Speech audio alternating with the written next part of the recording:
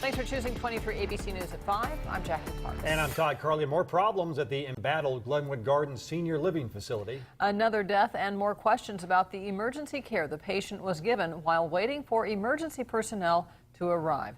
23 ABC's Chris Ornelas is standing by with the very latest from our newsroom. Chris?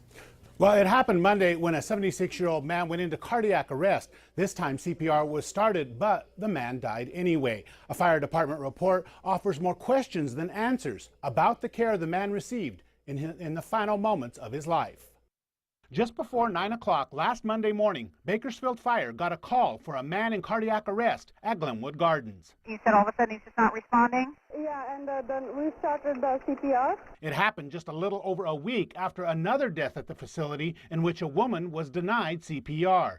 This time, CPR was started even before the 911 call was made. And who's with the patient right now? We have RN, LVN, and other stuff. Okay, so RN with patient with CPR in progress. Yes, it's in progress. But then, a few minutes later, there was another call to 911. This is Glenwood Gardens Field. We called a 911 call for somebody with no pulse, no blood pressure.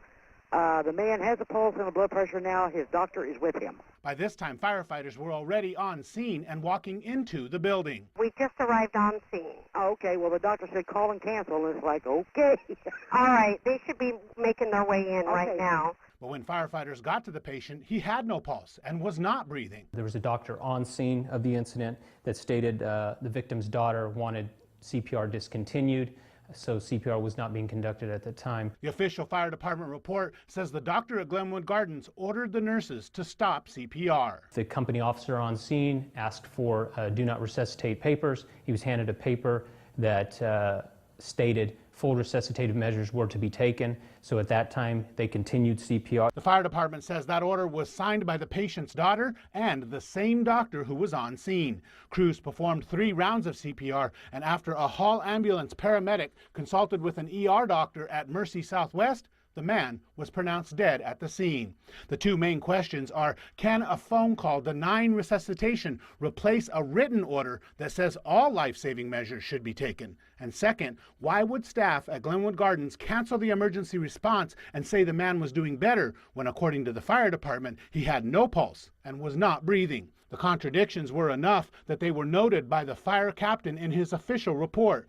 He wrote, quote, the information provided to ECC was recorded in the dispatch tapes and is in direct conflict with the information Company 15 was presented with, both verbally and in writing, from the doctors and nurses on scene.